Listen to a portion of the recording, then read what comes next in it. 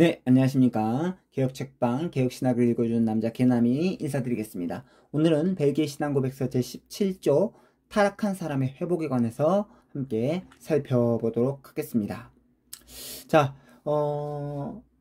아담 한 사람을 통해서 죄가 세상에 들어오고 그 죄를 통해서 모든 사람이 바로 죄인이 되었습니다. 그래서 그 아담의 죄는 인류 전체에 퍼지게 되었습니다. 아담은 인류의 대표이기 때문이죠. 그래서 다윗도 시편 51편 5절에서 내가 어머니의 태중에 모태에 있을 때부터 죄로 잉태되었고 어머니의 태에서 죄로 말미암아 출산되었다 라고 고백했습니다. 사람은 철저하게 죄로 비참해진 존재다라는 것이죠. 사람은 하나님의 형상을 따라 지음을 받은 굉장히 특별한 존재입니다. 사람이 하나님의 형상으로 지음받았다라고 하는 것은 선과 의와 거룩에 따라 지음을 받았다라는 것을 의미하죠. 즉 모든 면에 있어서 하나님의 뜻과 일치할 수 있는 놀라운 지위, 아주 높은 지위를 가진 존재가 바로 사람이었다라는 것이죠. 그런데 그 사람이 자신의 높은 지위를 바르게 인식하지도 않았고 가치 있게 여기지도 않았습니다. 결국 마귀의 말에, 뱀의 말에 귀를 기울임으로 선악과를 따먹지 말라고 하는 하나님의 명령을 어기고 선악과를 따먹는 죄를 범하였고 그 죄의 결과 사망이 이르게 되었습니다. 하나님께서 아담에게 선악과 따먹으면 반드시 죽을 것이다 라고 하는 행위 언약을 이렇게 약속해 주셨습니다. 행위 언약을 맺었는데 아담은요 죄가 없는 무죄의 상태였기 때문에 그 자유의지로, 그 자신의 자유의지로 하나님의 그 약속을 반드시 지켜야 했습니다. 그리고 지킬 수 있는 능력 또한 가지고 있었습니다. 그러나 아담은요 스스로 그 자유의지를 가지고 죄를 짓는데 자유의지를 사용하게 되었다는 것이죠. 그래서 그 죄의 싹인 사망을 당하게 되었다라고 하는 것입니다. 자, 벨기에 신앙고백서 제17조 첫 문장은 그래서 이렇게 시작합니다. 우리는 사람이 스스로 육체적이고 영적인 죽음에 빠져 완전히 비참하게 되었을 때라고 이야기를 하고 있습니다. 사람이 죄를 지음으로 말미암아 스스로 육체적이고 영적인 죽음에 빠지게 되었다. 왜? 죄의 싹은 사망이기 때문에. 그런데 여기까지만 봤으면 우리가 소망이 없는데 그 다음 구절이 참 우리에게 소망이 됩니다. 그 다음 구절은 다음과 같습니다. 그렇게 완전하게 비참하게 되었을 때, 죄로 말미암아 완전하게 비참하게 되었을 때, 죽음에 빠질 정도로 완전하게 비참하게 되었을 때 은혜로우신 우리 하나님께서 당신의 놀라운 지혜와 선하심으로 사람이 당신 앞에 두려워 떨며 도망칠 때에 그를 찾으신다는 것을 믿습니다. 아담과 하와가 두려워가지고 죄를 짓고 나자 두려워서 하나님을 향해 숨어버립니다. 그때 하나님께서 아담을 찾으시죠. 창세기 3장 9절 여호와 하나님이 아담을 부르시며 그에게 이르시되 네가 어디 있느냐. 자, 이렇게 죄로 비참한 사람에게 하나님께서 찾아와서 다시금 깨어진 그 언약을 회복시켜 주시기 위해서 다시 언약을 맺어주십니다. 그 언약을 가리켜서 은혜 언약이라고 하는데 하나님께서는 죄로 인해 본성이 부패해지고 하나님 없이 두려움 가운데 살아가는 비참한 사람에게 찾아오셨습니다. 그래서 하나님 없이 비참하게 살아간다라고 하는 사실, 그래서 영적으로나 육체적으로나 죽음에 빠져 있다라고 하는 그 사실 앞에서 완전히 소망 없이 죽어 마땅한 그 인생에게 하나님께서 찾아오셔가지고 아주 은혜로우신 약속을 해주시는데 그 은혜로우신 약속이 뭐냐? 바로 메시아 예수 그리스도에 대한 약속을 하나님께서 맺어주십니다. 이것을 가리켜서 은혜 언약이라고 하는데, 자, 사람 스스로가 하나님을 찾은 것이 아닙니다. 죄를 지어서 하나님께 대하여 숨어버린 그 아담을 하나님께서 친히 찾아오셨습니다. 그래서 그 죄로 비참해진 아담을 찾아오셔서 하나님께서 뭐라고 말씀하시느냐? 은혜 언약을 맺어주시는데 바로 메시아 예수 그리스도에 대한 그 약속을 창세기 3장 15절에서 약속해 주시기를 이렇게 약속해 주십니다. 내가 너로 여자와 원수가 되게 하고 내 후손도 여자의 후손과 원수가 되게 하리니 여자의 후손은 네 머리를 상하게 할 것이요 너는 그의 발꿈치를 상하게 할 것이니라 하시고, 사실 이것은 뱀을 저주하는 하나님의 저주의 문구인데 그 자리에 죄를 지은 여자 하와도 있었고 또 그의 남편 아담도 있었습니다. 하나님은 아담과 하와, 뱀이 있는 그 자리에서 약속해 주시기를 뭐라고 약속해 주시느냐? 바로 뱀이 여자와 원수가 되게 하고 또 뱀의 후손도 여자의 후손과 원수가 되게 한대요. 여기서 말하는 이 여자의 후손은 바로 여자의 몸에서 나게 될 바로 메시아 예수 그리스도를 의미하는 것입니다.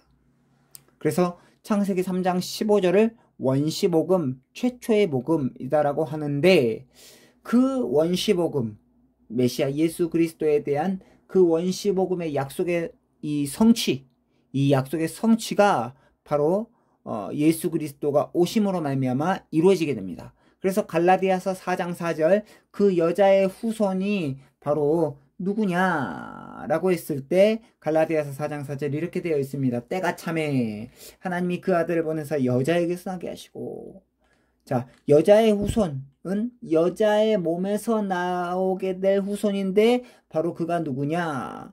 죄 없으신 성령으로 잉태하신 마리아에게서 태어나신 바로 예수 그리스도가 여자의 후손이다 라는 것이죠. 바로 여자의 후손을 보내주시겠다, 이 메시아 예수 그리스도를 보내주시겠다라고 하는 약속, 그 언약, 그 은혜 언약이 얼마나 아담과 하와에게, 죄로 비참해진 아담과 하와에게 소망이 되었겠습니까?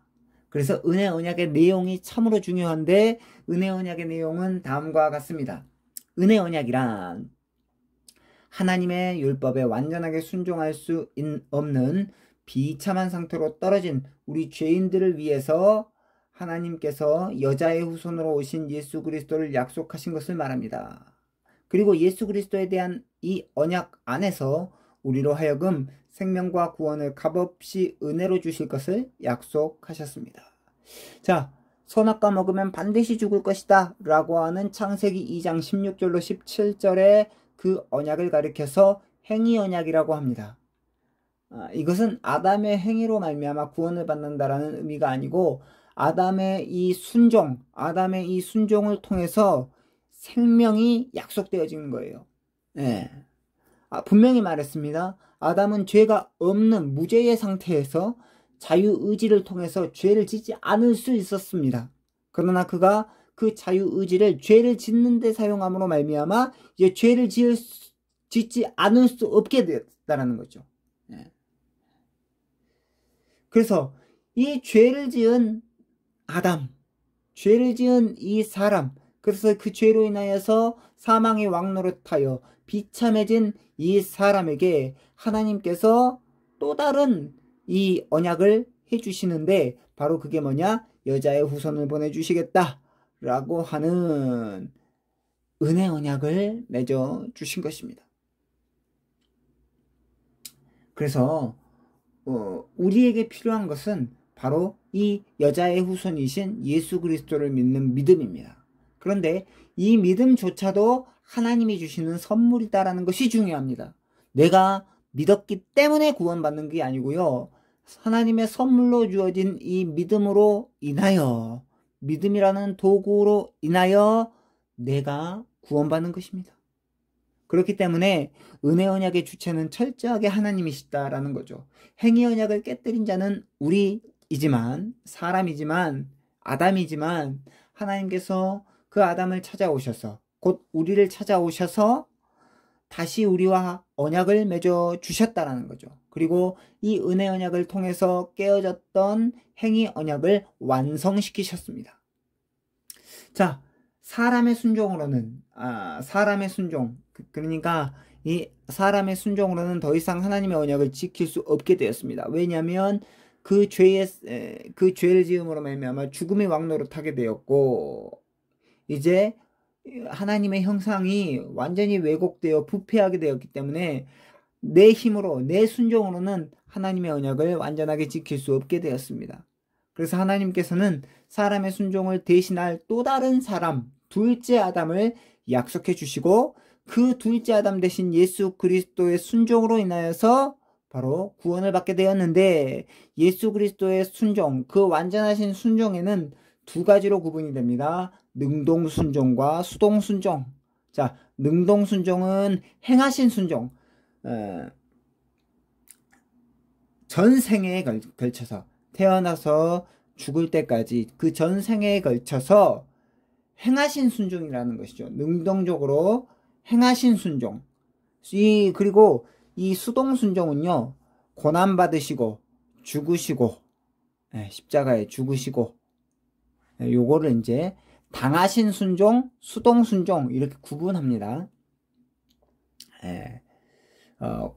이렇게 구분하는 이유는 두 순종이 별개가 된다라는 의미가 아니고 하나이신데 이것을 구분함으로 말미암아 그리스도의 순종을 더욱더 풍성하게 설명하기 위한 이런 의미다라는 거죠. 그런데 요 근래에 이 능동 순종을 부인하는 사람들이 참 많기 때문에 우리는 예수 그리스도의 그 능동 순종에 대해서 우리는 공부해야 된다라는 거죠. 그래서 김재성 교수님이 쓰신 그리스도의 능동적 순종이라는 이 언약 출판사에서 나온 책이 굉장히 도움이 됩니다.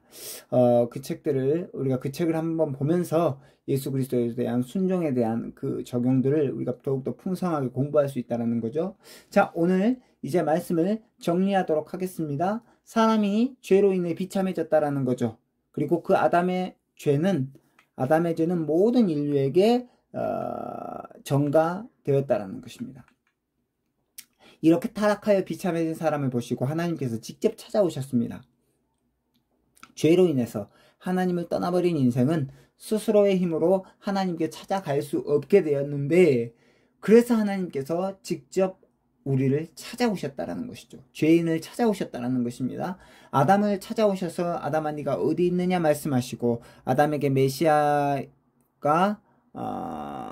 보내주실 것이다 라고 하는, 여자의 후손을 보내주실 것이다 라고 하는 약속을 주시고, 우리에게도 동일하게 찾아오셔서 바로 예수 그리스도를 믿게 하신 그 하나님의 은혜가 아니고서는 우리가 어떻게 예수 그리스도를 믿을 수 있겠습니까?